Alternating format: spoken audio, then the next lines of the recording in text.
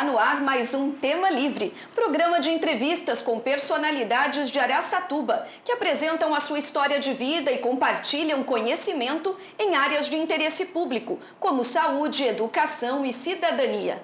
Hoje, em nosso estúdio, o vereador Lucas Pavan Zanata, ou simplesmente Lucas Zanata. Ele é araçatubense, nasceu no dia 10 de novembro de 1981. Formado em Administração e Direito, tem pós-graduação em Marketing e MBA em Gestão. Atua no ramo imobiliário desde 2014 e está no exercício do seu segundo mandato parlamentar. Seja bem-vindo, vereador Lucas Zanata, é muito bom tê-lo aqui com a gente. Eu que agradeço a oportunidade, muito obrigado. O senhor morou por algum tempo nos Estados Unidos, foi lá inclusive que fez o curso de administração. Quais as diferenças, as principais diferenças entre esse país da América em relação ao Brasil? Olha, é uma comparação que eu gosto de compartilhar com as pessoas. A realidade de ter vivido nos Estados Unidos e o quanto que isso me mudou. Primeiro que eu voltei mais patriota, mais brasileiro. Por quê? Porque eu percebi que não é uma questão de pessoas. É uma questão de instituições e manutenção de cultura. Como assim? Os Estados Unidos é o primeiro mundo, mas eu vi, por outras nações que estavam lá representadas, que o Brasil está numa média de cima. Por incrível que pareça, o brasileiro tem que aprender a honrar mais o Brasil, as suas riquezas, a sua cultura e a qualidade de vida que nós temos aqui. Então eu percebi que o Brasil é um país que tem não só muita riqueza, tem uma diversidade cultural e tem uma cultura maravilhosa. Eu sentia falta de padaria, lá não tem padaria, mas assim, um exemplo pequeno, mas vim olhando para o Brasil de uma forma muito mais valorosa do que antes, apesar de ter gostado e amado muito o período que eu fiquei nos Estados Unidos.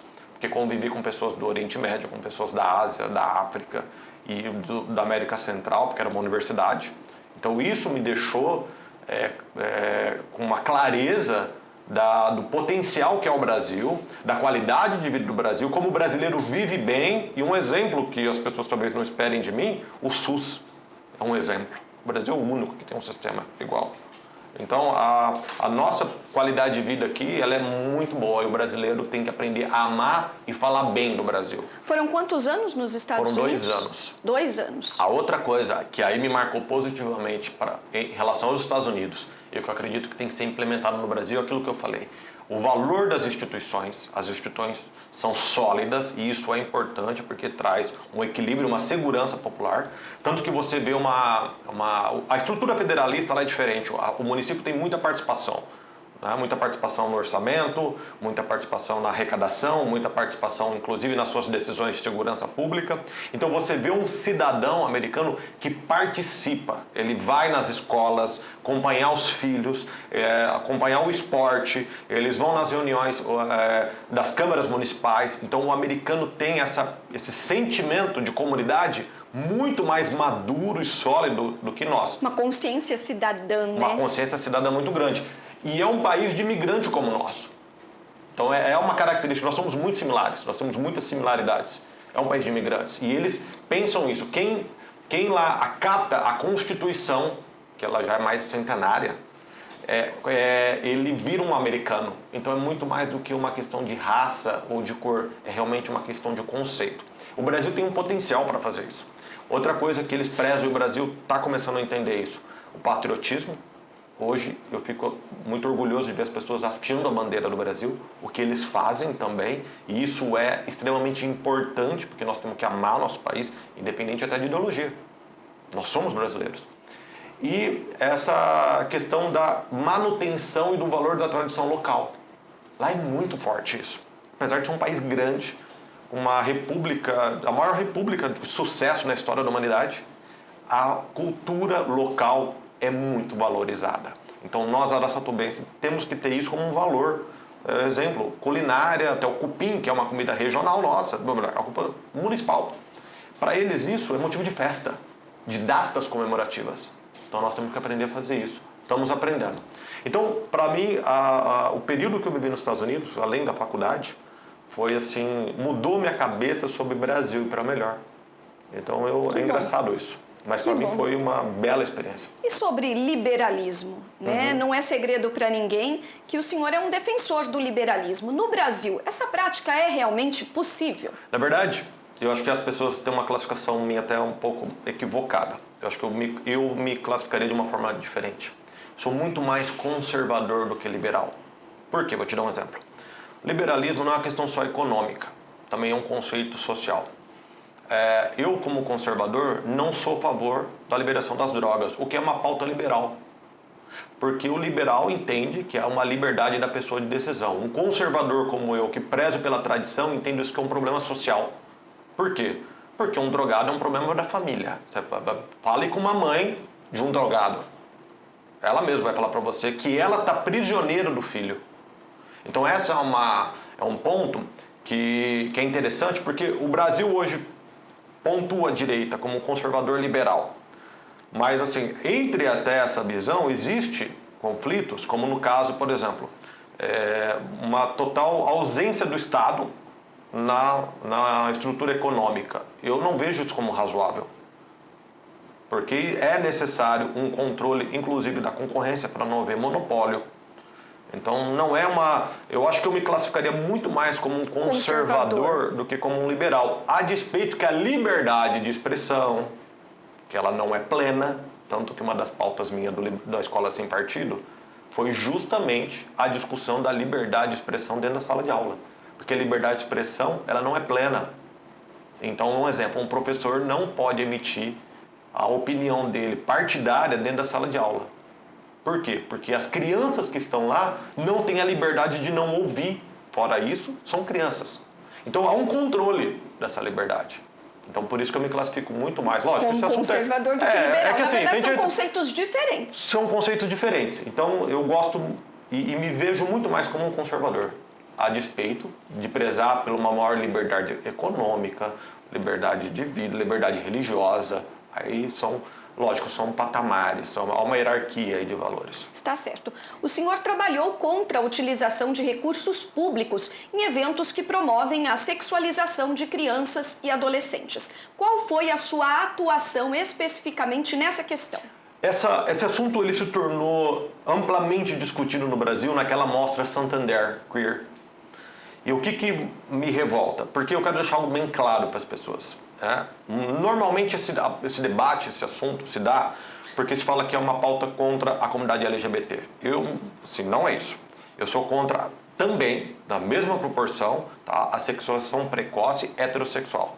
Exemplo, eu acho um absurdo as cantoras que tem hoje que não cantam, elas mostram o corpo, elas promovem danças que refletem um ato sexual, não tem nada a ver com música e crianças terem acesso a isso. Isso tem um problema social e econômico.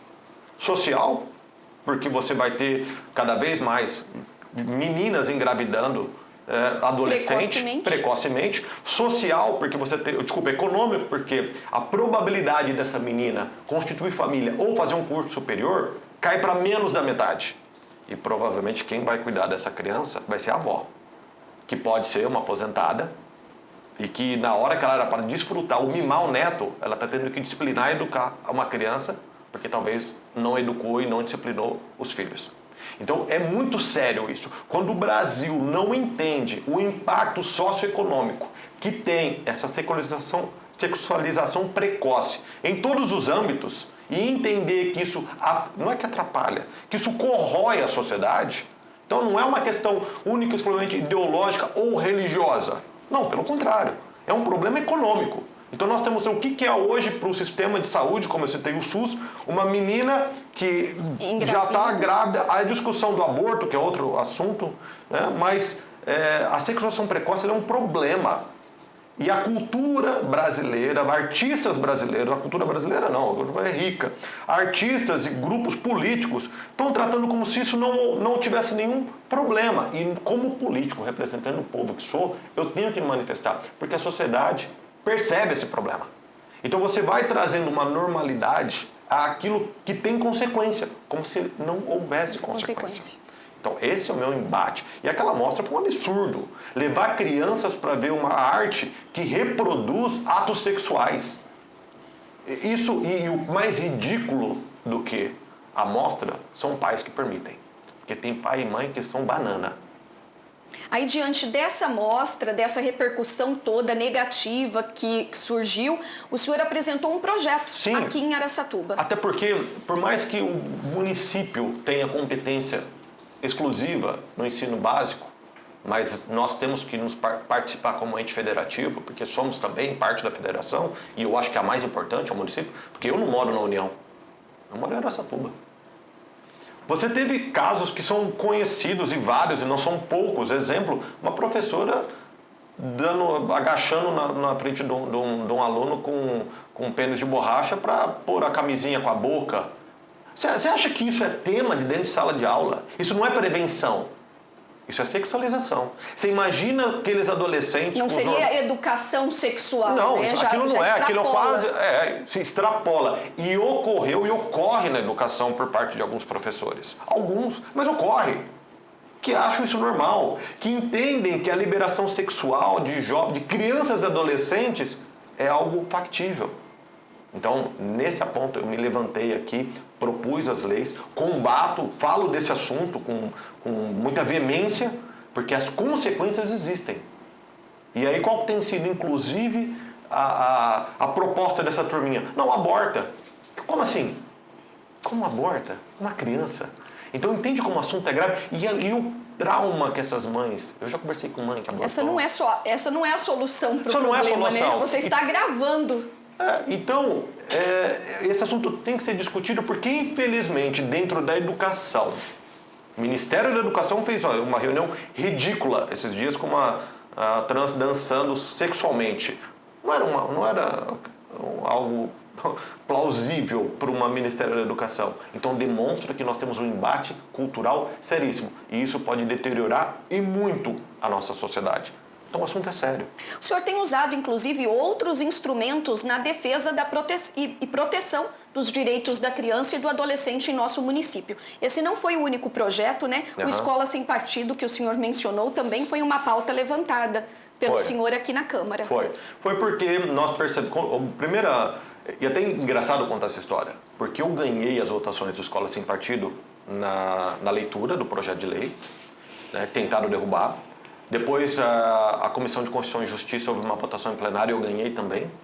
E eu me lembro que quando o projeto foi à votação, já tinha sido a eleição do Bolsonaro. E havia já todo aquele ambiente favorável. E eu retirei o projeto. Por quê? Por isso. Porque a intenção não era o projeto em si, não é um cartaz que vai resolver. Quando nós começamos essa discussão pública, havia uma negação da realidade. Não, isso não ocorre. Principalmente por grupos de professores ligados a partidos políticos de esquerda. Então não havia uma noção, havia um debate político no âmbito do quê? Ocorre isso ou não? Professores estão usando sala de aula para fazer campanha político-partidária ideológica ou não? Existem aulas que extrapolam de sexualidade nas escolas ou não? Então tudo naquele momento era discutido se havia esse problema ou não. E a Escola Sem Partido, para nós, foi o quê? Foi um debate público que trouxe para a população hoje o despertar para o problema. Sim, poucas pessoas negam essa realidade. O que se discute hoje não é se existe ou não.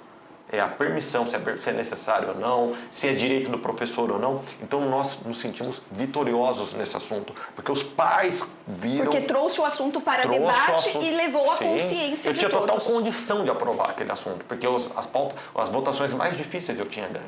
Então eu retirei o projeto, porque para mim não era... Até porque eu vejo aqui no município, na parte da educação infantil, professoras extremamente sérias, conservadoras, mulheres assim dedicadas. Então era necessário que houvesse esse chamariz.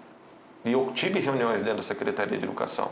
Mas quando eu percebi que eu tinha atingido o meu objetivo de que o assunto fosse conhecido da ampla maioria da sociedade, eu retirei o projeto.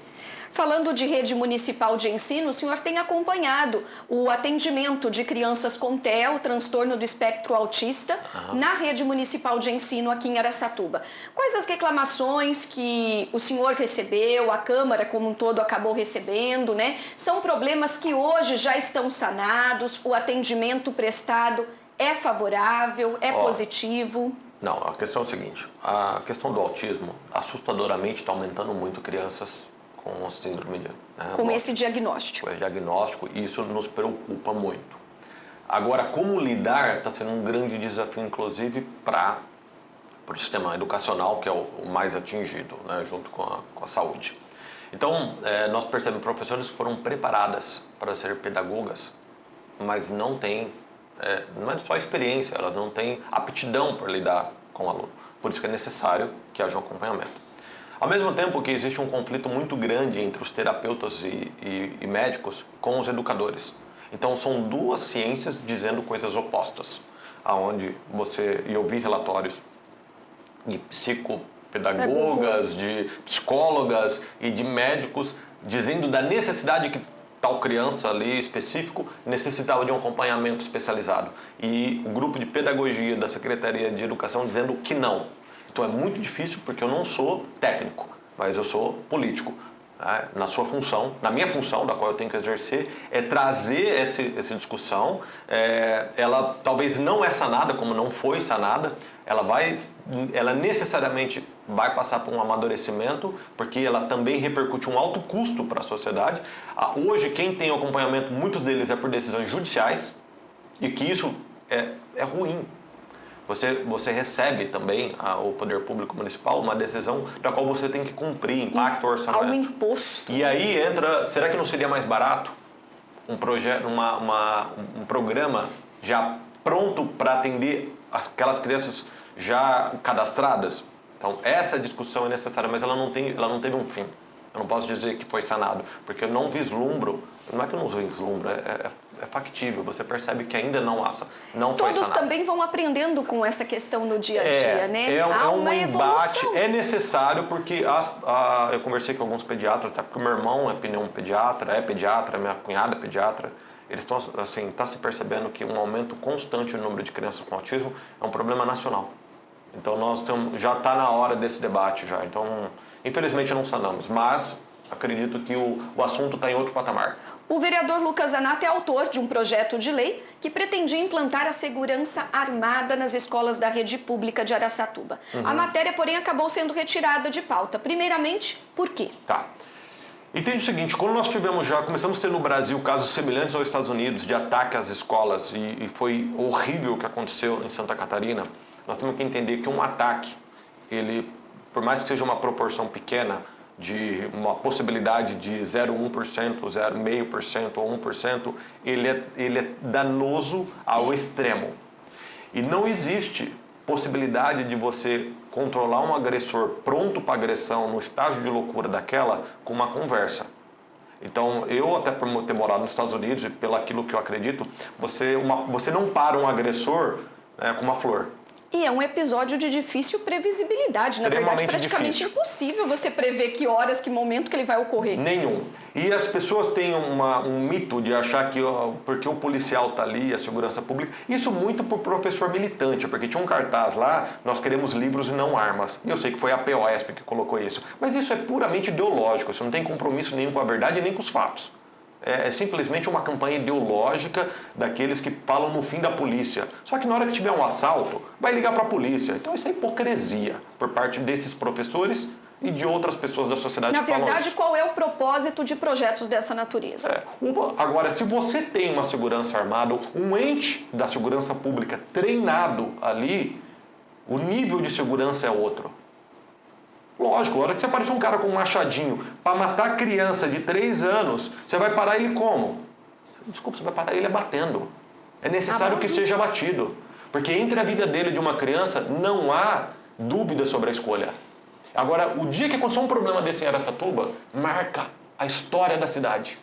Agora, se nós tivermos lá um membro da segurança pública pronto para defender a sociedade, nós vamos ter um herói. É diferente. O que nós queremos? Eu quero um herói.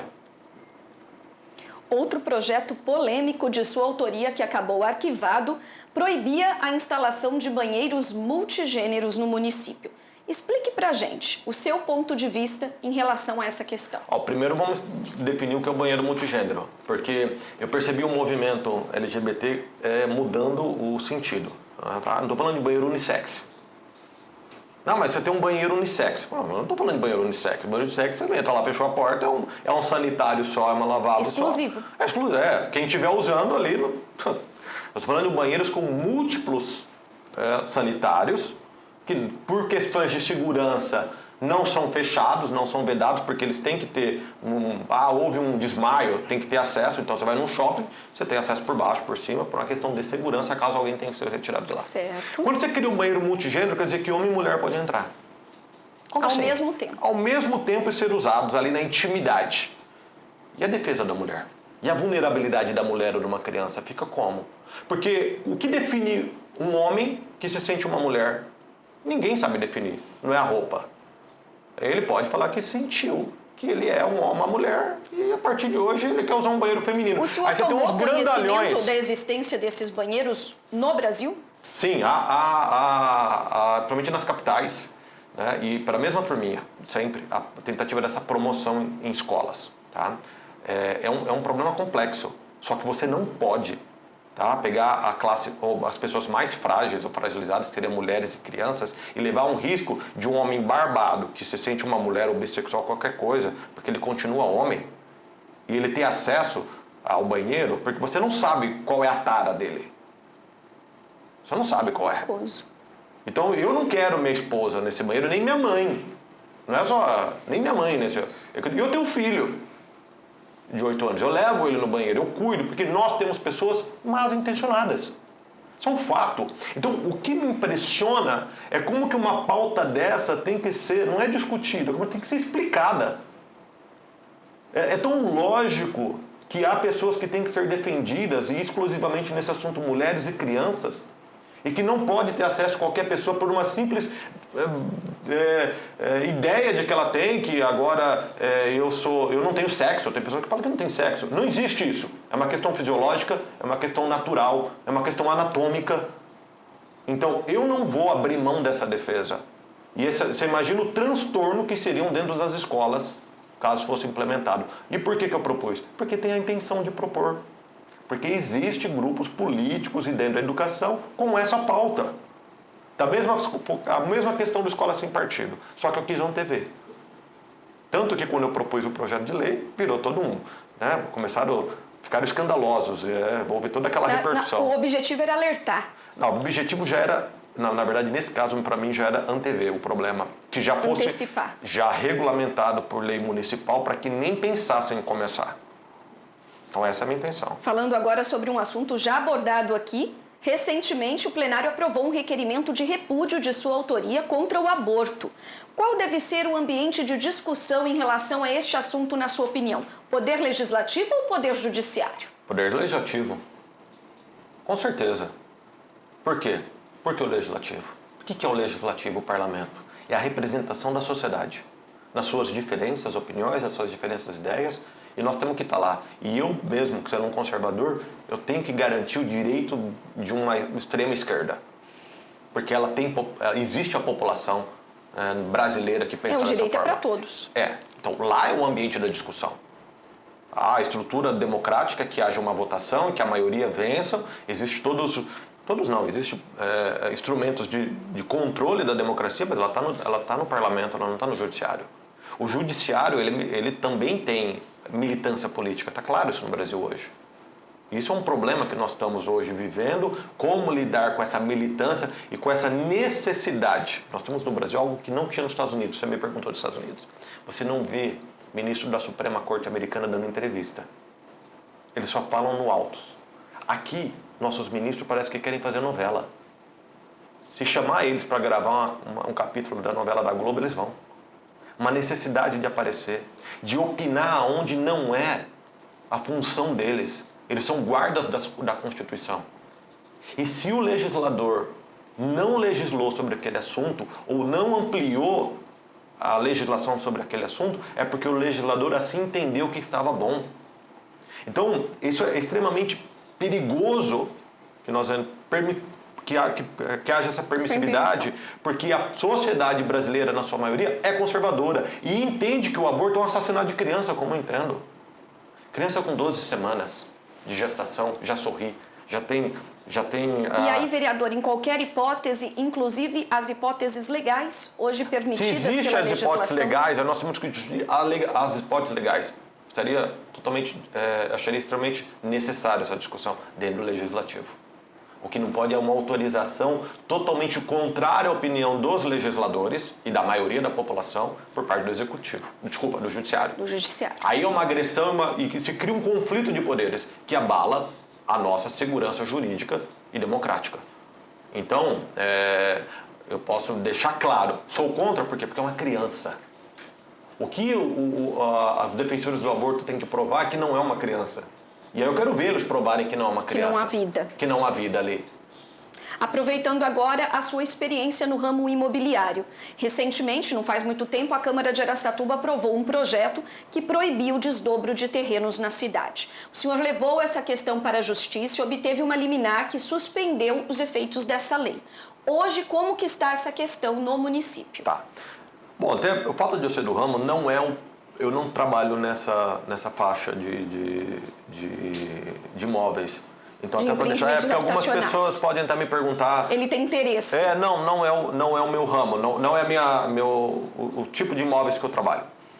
Mas o que acontece ali? Qual que é o impacto, o problema? Primeiro, a lei foi proposta de forma ilegal. Ela deveria passar por uma audiência pública, não passou, foi uma coisa rápida, os vereadores calados, sem querer discutir. Estranho, extremamente estranho. Aquela que eu reclamo muito, matéria de urgência, qual era a urgência disso? Não havia motivo que fundamentasse o pedido de urgência.